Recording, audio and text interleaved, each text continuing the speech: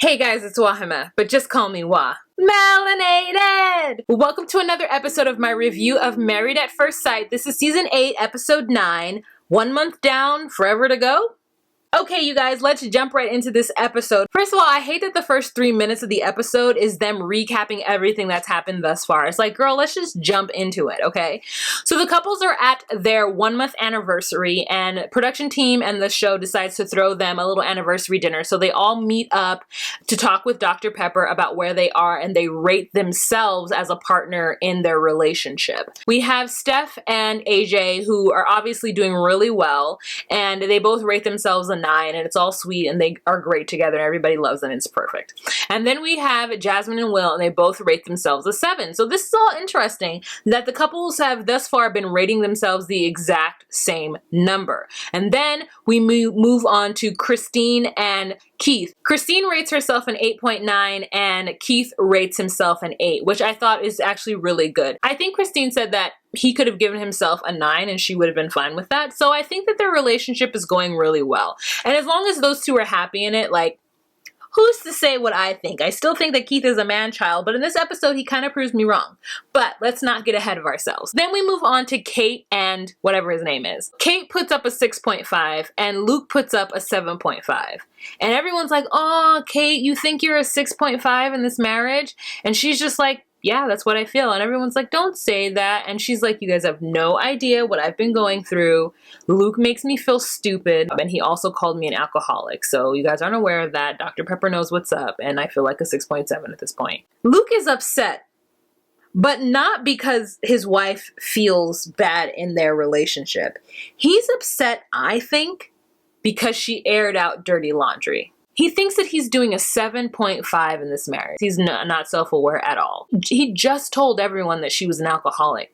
Why would she feel anything better than that? So I hate him so much. And I honestly, you know what? Let's just talk about the other couples real quick, and then we're going to concentrate on Luke and Kate, because it's like, I have to get closer, because it's like, I don't understand why this person came on this show. He's not ready emotionally at all for this process. In fact, he hates this process. And he's taking it out on Kate. And his coping mechanisms and the way he handles things is not befitting of somebody who wants to be married or even understands what marriage is. He's terrible. He's a horrible partner. And I don't understand how someone could be so detached from what needs to happen, especially when you grow up in like a 2-parent household. His parents seem like really happy and really supportive of each other. I mean, I could be wrong, but like something happened to him. And maybe it has something to do with attraction, but like even like normal common courtesy, he doesn't have. And I don't get it. Oh yeah, AJ and Stephanie have this like moment where they're like, what's special about this marriage? And he's like waking up to this woman. AJ is just so scripted. He loves to come with like the right zinger. Him and Stephanie seem really good together. I wish that she would get herself some chapstick, and I wish that she would draw her eyebrows like from here, and then down. I wish that it wasn't this. I wish it wasn't a pot of gold over the rainbow like eyebrows, but like we can't do anything about it, and we just want her eye makeup to be better too. But this is not what this show is about. We just want the best for Stephanie. That's all we want. This is what I wrote in my notes, okay? Luke has no idea how his treatment of her makes her feel. I thought she thought high of herself in this marriage. He's disappointed in Kate because he thought that she thought high of herself in this marriage. And I'm like, how? How do you think she thinks high of herself? Is she showing you a completely different side than what she's showing the cameras? Or you're just not picking up what she's putting down? You told producers that she was an alcoholic. And then when she asked you for an example of what that is, you couldn't even give her one. So then they get back to the house and she says to him, you know what, Luke, it's cool if I'm just not doing it for you. And he's like, don't say that. And she's like, no, it really is cool if I'm just not doing it for you because I get it. You're not attracted to me. He's like, no, don't say that. And she's like, well, then what is it? Like, what is it? And he's like, you know what it is. And she's like, no, I don't. Tell me what it is. And he's like, you're drinking. And I'm like, damn, I thought we squashed that last episode. He's still talking about her drinking. So the truth is, it doesn't matter. He's unattracted to her. Like, stop bringing up her drinking like she's some raging alcoholic. He says that he feels bad that she has to drink to cope with the fact that this process is so hard for her. And I'm like, yeah, Luke, do you know why this process is so hard for her? Because she has you as a husband. That's why this is hard for her. because of you. What would the light look if I took this off? I had to take off that light. It's too hot in this room. Okay. Why can't you see that there is an issue because of the way that you are making her feel? Because you're unhappy with this process because you didn't get the tall, leggy brunette that you wanted. Girl, he pisses me off so bad. And then he's like, I can't believe she has such low self-esteem about herself in this marriage. And he's like low-key mad about that. But you've been making her feel like shit this whole time because you have a hard time giving her a kiss because you don't want to be forced into it. It's just a kiss, man. You guys have been dating now for 4 weeks. It's just a kiss. People kiss on the first date. And just because your first date was your wedding doesn't mean that she didn't deserve a kiss.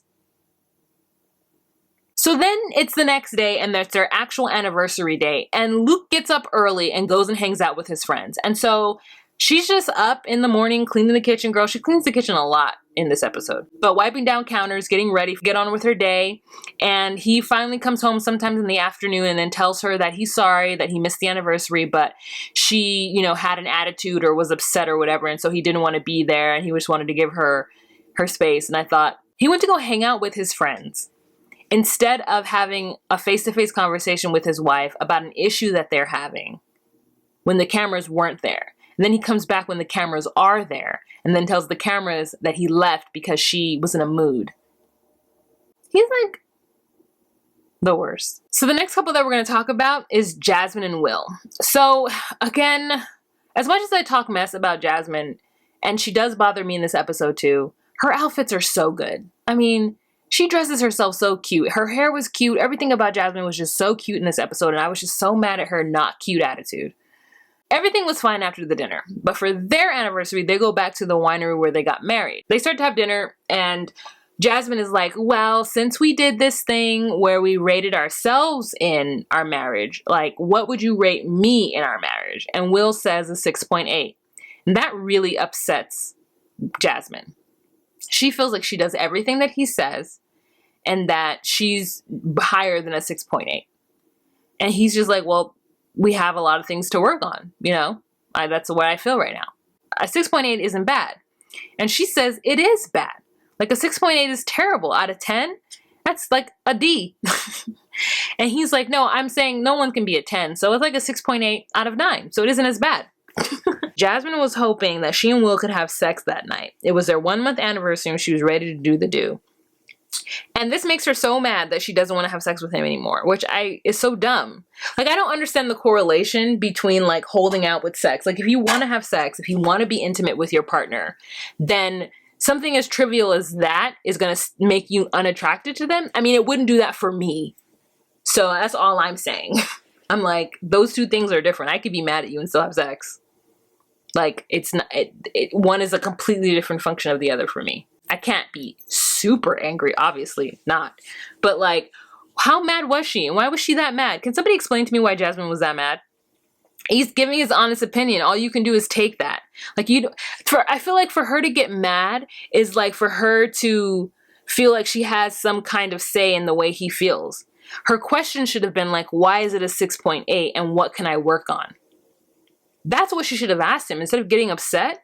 Yeah, you could get upset and be a little hurt, but like, figure out what it is that he's requiring so that you can solve the issue. Don't just be mad to be mad. It was so weird. I don't understand her. I really don't think that she wants this to work. I don't think she has the tools in her tool belt to be able to make this effective. And I think that Will's got something going on too, but I can't quite pinpoint it. And then she has the audacity to say that he's a 5, but she didn't tell him that to his face. She told him that in the confessionals, which again was a little annoying. She put him on the spot, made him say 6.8, or made him say whatever it is that he said, and then wouldn't even say, well, I think you're a 5, so we need to discuss this. She feels disrespected. Then we go to Keith and Christine. For their anniversary, Keith takes a cooking class and he cooks for Kristen. And I really like that he cooked for her, you guys. I know I've been shitting on Keith because I feel like he's a man-child and I still low-key thinks he is, but I think that he's working towards something and that's actually really promising and I like that. He takes his class, learns how to make a steak, and I was low-key taking notes because I didn't know you put butter in steak afterwards. Girl, I'm about to get on that. I'm on that keto diet so I can have steak and butter. So it's like exciting that he's doing this for her. And then she shows up, body snatched in a cute little dress, you know what I'm saying? And they have dinner and she's really happy that he's done this for her. And I'm really happy for her too. I think they're gonna work out and I really do wish the best for them. So the next couple we have is AJ and Stephanie. So AJ and Stephanie obviously are doing great, except for AJ's sometimes behavior problems. And he talked about it when he rated himself. And he said that he's, you know, got to figure it out. And he really does because it's annoying. But they go go-kart racing and they have actually a really great time. There's really nothing to report from AJ and Steph because everything is going well. Yes, AJ does have some things he needs to work on. At least he's aware of it. And at least they both want to be in this marriage. Like they really do both want this to work. And Stephanie's absolutely ready. She's just like, I really am excited to be with somebody who's actually committed. And I'm happy for her. But Luke and Kate, girl, like, I mean, he's just everything that I'm terrified of. Like he's the embodiment of the kind of guy that I'm scared to be with. Somebody who doesn't want to tell me exactly what I'm doing wrong, but alludes to the fact that I'm doing everything wrong, but doesn't like just break up with me, like kind of strings me along because he wants to be the bigger person. He wants to try to make it work. So it's like he's using her to make himself feel better about his inadequacies. And he's putting it all back on her like it's her fault.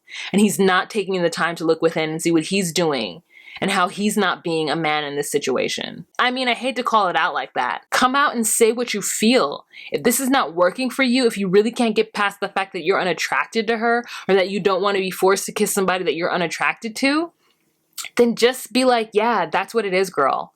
I cannot get on board with this.